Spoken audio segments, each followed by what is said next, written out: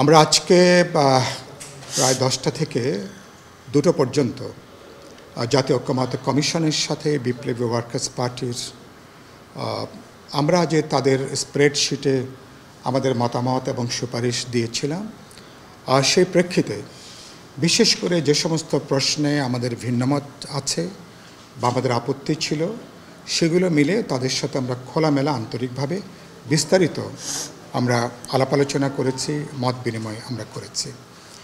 আর যেসব বিষয় আপনাদেরকে চুম্বকে আমরা এখানে উল্লেখ করতে পারি গুরুত্বপূর্ণ, প্রথম হচ্ছে যে আমরা আমাদের তাদের প্রস্তাবনায় বাংলাদেশ রাষ্ট্রের নাম পরিবর্তনের ব্যাপারে তাদের যে প্রস্তাবনা ছিল, আমরা বলেছি যে সেটার ঠিক হবে না, কারণ আমরা একটা ঐতিহাসিক রাজনৈতিক একটা উত্তরাধিকারের মধ্য দিয়ে পাকিস্তানের জমানা 23 বছর, পরবর্তীকালে আমাদের মহান মুক্তিযুদ্ধের মধ্য দিয়ে আমাদের যে গণ আকাঙ্ক্ষা, সেই গণ আকাঙ্ক্ষার বহিঃপ্রকাশ হয়েছে আমাদের বাংলাদেশ রাষ্ট্রের যে নাম।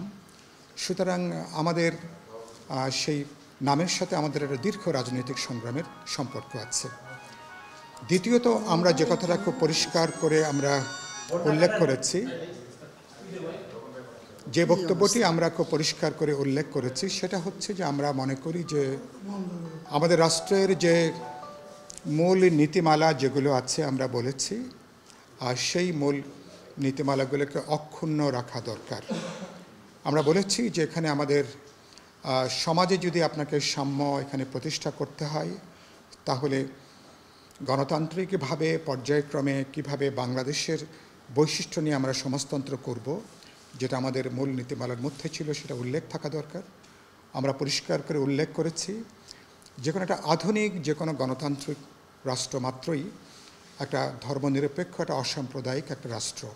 সুতরাং রাষ্ট্রের নীতি হিসাবে তার ধর্মনিরপেক্ষতা, যেটা আধুনিক গণতান্ত্রিক রাষ্ট্রের ন্যূনতম একটা বৈশিষ্ট্য, সেগুলোকে অক্ষুণ্ণ রাখা দরকার। একই সাথে আমরা জাতীয়তাবাদের যে প্রশ্ন, সেটাও উল্লেখ করেছি। আমরা মনে করি এইগুলো আমাদের উল্লেখ থাকা দরকার। আর গণতন্ত্র তো আমাদের একটা প্রধান একটা গুরুত্বপূর্ণ প্রশ্ন। আমরা এর সাথে যেটা যুক্ত করবার কথা বলেছি, যেটা তারাও প্রস্তাব করেছেন, আমাদের মুক্তিযুদ্ধের যে ঘোষণা ছিল, আমাদের প্রোক্লামেশন অফ ইন্ডিপেন্ডেন্সে সাম্য, মানবিক মর্যাদা এবং সামাজিক ন্যায় বিচার, সেটাকেও আমরা রাষ্ট্রের মূলনীতি হিসাবে সেটাকে সংযুক্ত করবার যে প্রস্তাব, সেখানে আমরা একমত হয়েছি, সেখানে আমরা সম্মতি জানিয়েছি। আমরা গুরুত্বপূর্ণ যে কথাটা আমরা উল্লেখ করেছি, সমগ্র সংশোধনের যে প্রস্তাব, এটা সংবিধান বলি, নির্বাচন ব্যবস্থা বলি, সমস্তগুলোর ক্ষেত্রে বিষয়টার মূল ব্যাপারটা এরকম হবে যে বাংলাদেশ রাষ্ট্র নাগরিকদের কোনো রাজনৈতিক বিশ্বাসের জন্য, কোনো ধর্মবিশ্বাসের জন্য, কোনো সাংস্কৃতিক বিশ্বাসের জন্য রাষ্ট্র নাগরিকদের মধ্যে কোনো ধরনের সাংবিধানিক অথবা তার গণতান্ত্রিক অধিকারের ক্ষেত্রে কোনো বৈষম্য করবে না। ফলে আমাদের বিদ্যমান সংবিধানে, যে সংবিধান অগণতান্ত্রিক, যে সংবিধান ক্ষুদ্র জাতিসত্তা বিদ্বেষী, যে সংবিধানের একটা সাম্প্রদায়িক চরিত্র আছে, আমরা মনে করি সকলগুলো ক্ষেত্রে একটা আধুনিক গণতান্ত্রিক একটা জবাবদিহিমূলক রাষ্ট্রের বৈশিষ্ট্য সম্পন্ন জায়গাটাকে নিশ্চিত করা দরকার। 2 নম্বর যে কথাটা আমরা বলেছি, দেশের যে কোনো পরিস্থিতিতে আপনি নাগরিকদের যে গণতান্ত্রিক অধিকার, আমার সংবাদপত্র বা সংবাদপত্রের যে অধিকার, কোনো যুক্তিতে কোনো কারণে নাগরিকদের কোনো গণতান্ত্রিক অধিকারকে স্থগিত বা বন্ধ রাখা যাবে না। এটা প্লিজ, যে কোনো সময় যে কোনো নামে আমরা দেখি যে নাগরিকদের অধিকারকে রহিত করা হয়, স্থগিত করা হয়, এটাকে বন্ধ করা হয়। সুতরাং পৃথিবীর বহু দেশ যে এখনও পর্যন্ত টিকে আছে, সেটা এই একটা কারণের জন্য। নানা প্রশ্নে বিতর্ক থাকবে, দ্বিমত থাকবে, হয়তো আলাপ আলোচনা থাকবে, কিন্তু নাগরিকদের গণতান্ত্রিক অধিকারের সুরক্ষা, এটাকে আমাদেরকে নিশ্চিত করা, এটা আমাদেরকে প্রয়োজন। সে কথাগুলো আমরা উল্লেখ করেছি।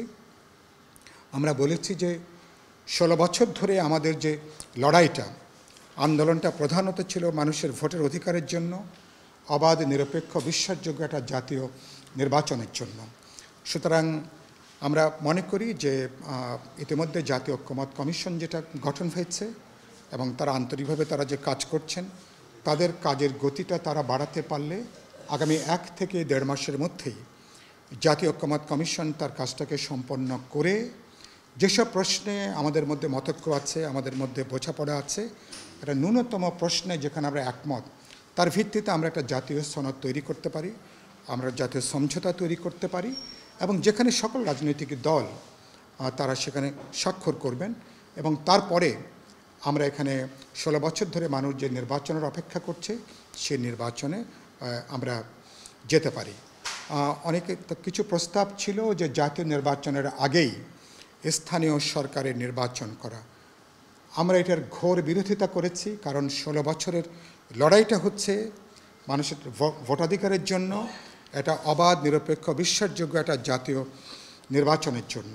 সুতরাং ঘোড়ার আগে গাড়ি জুড়ে দেওয়ার কোনো সুযোগ নেই, এবং এটা করা অর্থটা হচ্ছে যে দেশকে আরও অস্থিতিশীল করে তোলার একটা ঝুঁকি বাড়াবে, আশঙ্কা বাড়াবে, সরকার অপ্রয়োজনীয় বিতর্কের মধ্যে পড়বে। এবং আমরা খুব পরিষ্কার করে বলেছি, আমরা একদিকে যেমন বিচারের কাজটাকে আমরা ত্বরান্বিত দেখতে চাই, একই সাথে সংস্কার এবং নির্বাচনের ব্যাপারেও আমরা বিশ্বাসযোগ্য, আমরা উদ্যোগ এটাকে আমরা দেখতে চাই। সুতরাং আমরা এই প্রশ্নগুলো নিয়ে আলোচনা হয়েছে।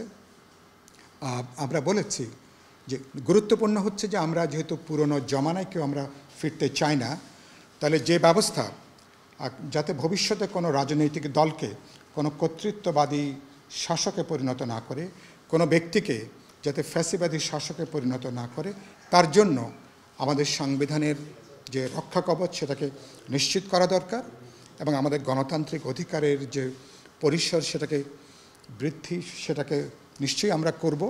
এগুলো মিলে আমরা অনেকগুলো প্রস্তাবনা নিয়ে আমাদের ভেতরে সেখানে আলোচনা হয়েছে।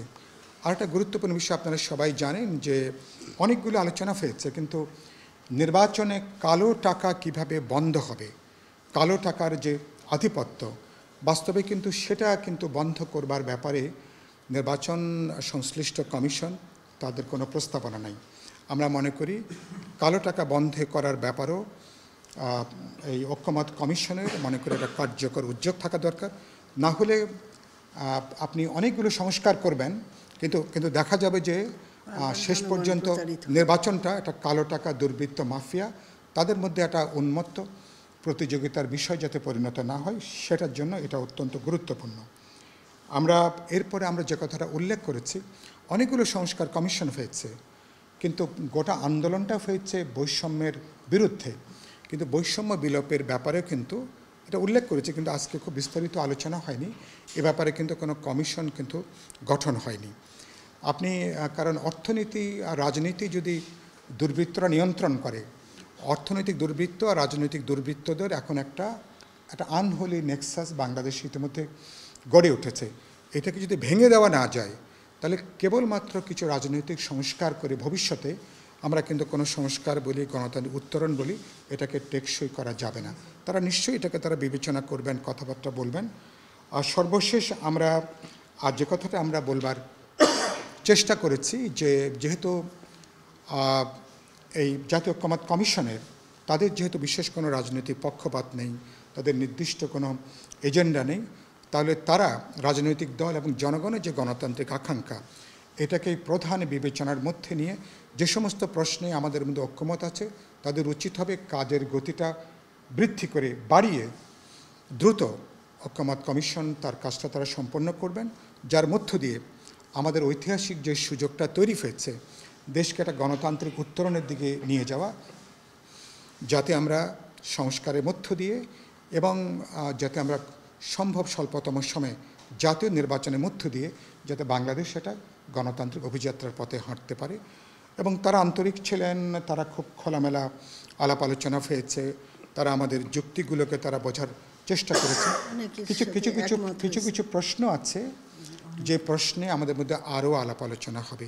আমরা 121টা প্রশ্নে আমরা একমত হয়েছি, আর আমাদের 22টা প্রশ্নে আমাদের দ্বিমত ছিল, 23টা প্রশ্নে আমাদের আংশিক আমাদের একমত ছিল, কিন্তু আলাপ আলোচনা করে কিছু কিছু প্রশ্ন মীমাংসা হয়েছে, কিছু কিছু প্রশ্ন তারা আমাদেরকে পুনর্বিবেচনার জন্য বলেছেন, কিছু বিষয় তাদেরকে আমরা বিবেচনা করার জন্য তাদেরকে আমরা অনুরোধ করেছি, আমরা আশা করি এই পর্যায়ের আলোচনা শেষ হলে হয়তো আগামী মাসে আমরা জনপ্রশাসন সংস্কার সহ আজকে যে বিষয়গুলো আলোচনা হয়েছে সংবিধান সংস্কার থেকে শুরু করে কিছু প্রশ্ন হয়তো আমরা পরবর্তীকালে তাদের সঙ্গে আরেক দফা আমাদেরকে মত বিনিময় করবার তারপরে প্রয়োজন হবে।